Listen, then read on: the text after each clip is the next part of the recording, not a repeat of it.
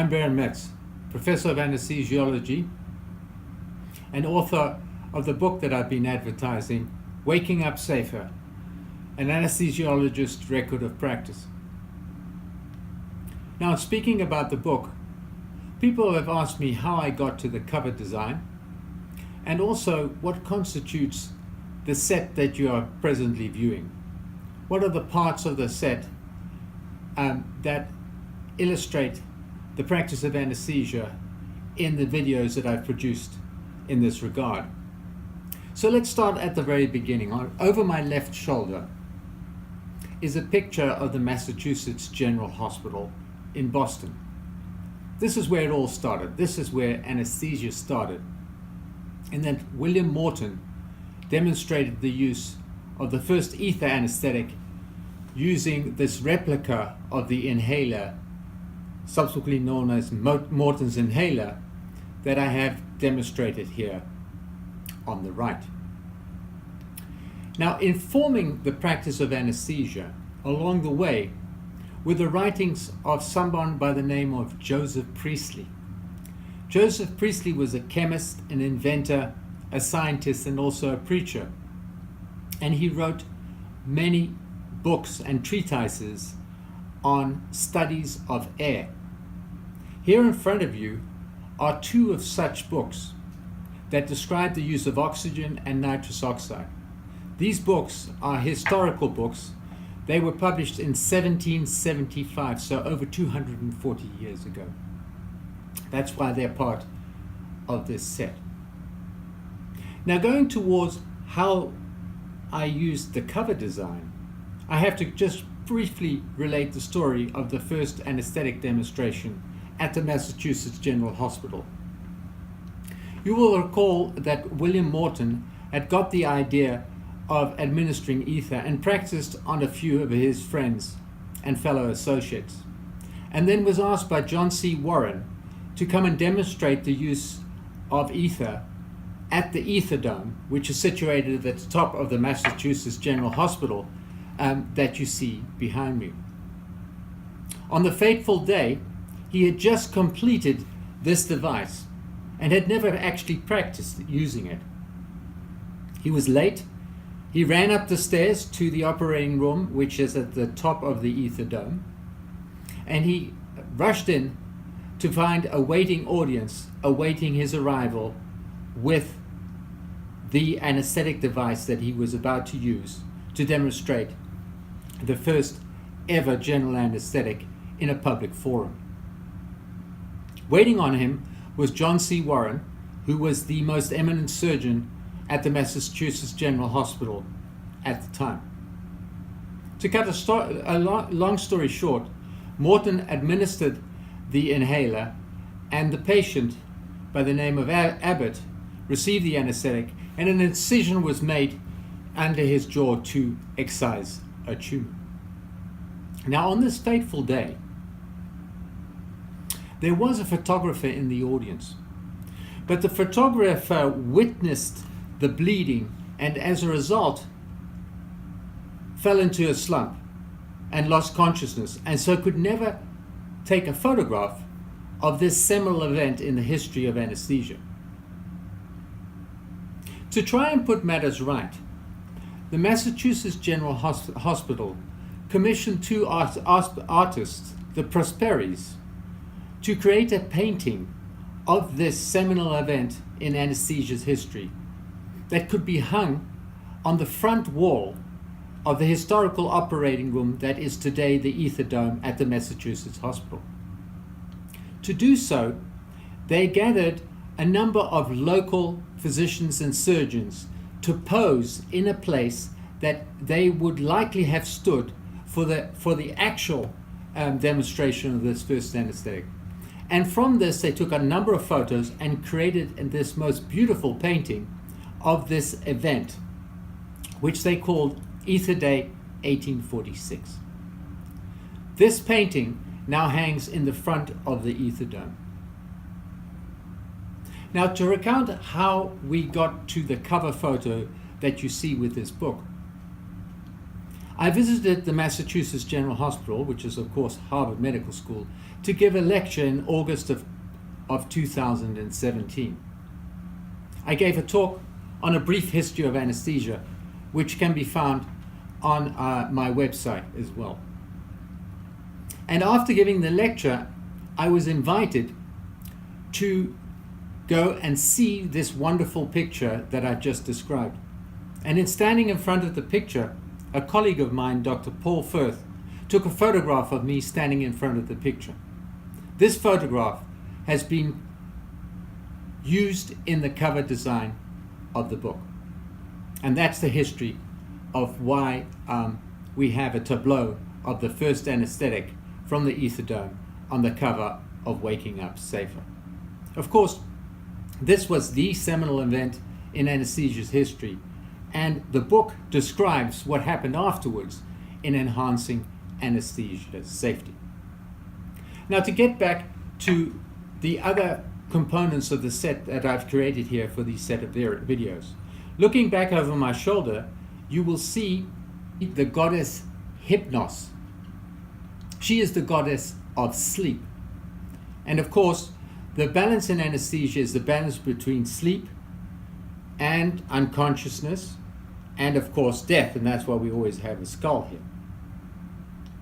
Now, you will know from my videos and from reading the book that in anesthesia we do not actually create sleep, but we create chemically induced unconsciousness or chemically induced coma, and we use different drugs to do that.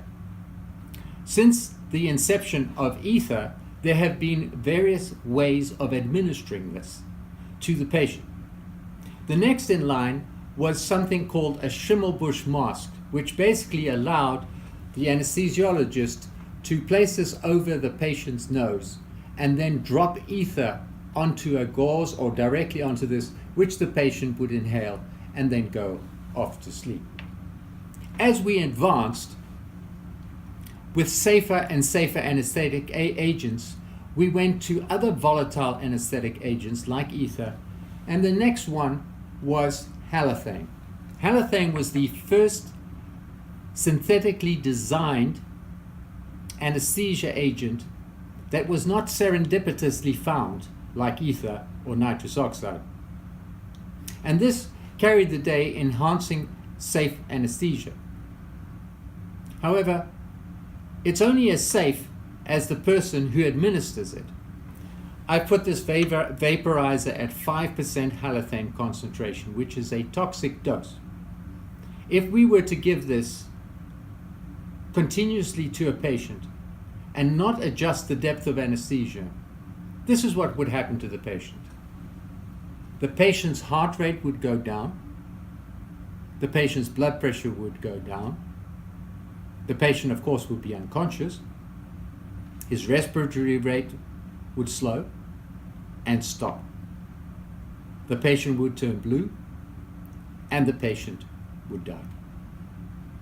The administration of anesthesia is acutely dangerous, and it is as a result of the training of anesthesiologists and anesthetists that we can now safely administer these agents.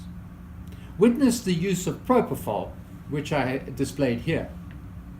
Many of you will have heard about Michael Jackson, who received this from non-experienced hands in the management of administration of propofol, and as a result of this, he died. This is the consequence of the inappropriate administration of any of these anesthetics, which in untrained hands are literally lethal. That's why we say that anesthesia is life-saving in allowing surgery to occur, but it's always the balance between life and death. Now, one of the problems with anesthesia is that it causes respiratory depression. It slows down the respiration. And so we've had many different means of intubating the patient to support that respiration, or adding a laryngeal mask airway, as I've described elsewhere. And what we've also developed are ventilators. So here's an example of a 1960s bird ventilator, which was used to support the ventilation, the respiratory depression of patients. I've used this both at the University of Cape Town, where I trained, as well as at Edendale Hospital, where I also trained. And I describe some of that training in the book, Waking Up Safer. Going on to some of the other aspects of what we have here, I have placed in front of you a pulse oximeter. The pulse before the advent of pulse oximetry, I'm just switching it on. Before the advent of pulse oximetry, anesthesia was monitored usually by looking at patients' respiratory rate, by measuring their pulse, by looking for their oxygenation, whether they were still pink or they were blue, and by measuring blood pressure. In and around the 1980s, pulse oximetry was developed. This was another crucial event in the enhancement of safety, because now we, that is anesthesiologists, can actually measure the oxygenation in the blood. And if there's respiratory depression or decrease in cardiac function, we can now assess some of that by the endpoint, which is adequate oxygenation of the blood, which of course ultimately goes to the brain. So the pulse oximetry that was introduced in 1985 made a major impact on anesthesia safety. And as an example of the monitoring devices that we use, I've placed this on display.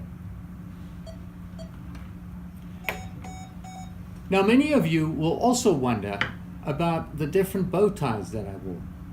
And there is a specific reason for that as well. So this is a bow tie that I'm wearing now from the Royal College of Surgeons of England. I was fortunate enough to qualify with something known as a fellowship of the Royal College of Surgeons of England, and as a result, I can wear this tie. The Faculty of Anesthetists of the Royal College of Surgeons transformed itself to become the Royal College of Anesthetists, and I can too wear the bow tie from the Royal College of Anesthetists, and this is why I have worn that. Finally, I also trained in South Africa, and so can also wear a bow tie from the College of Medicine of South Africa, which is this bow tie.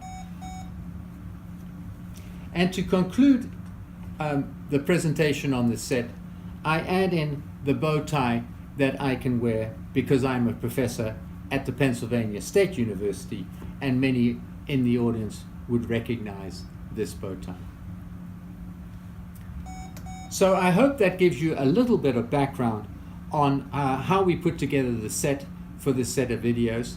And I'm asking you again that if you are interested in learning much more about anesthesia, you can go to my website, beremets.com, and I would ask you to consider buying the book, Waking Up Safer, an Anesthesiologist Record of Practice, because it will allow you to understand so much better what you're in for when the next anesthetic is visited upon you. I thank you for your attention.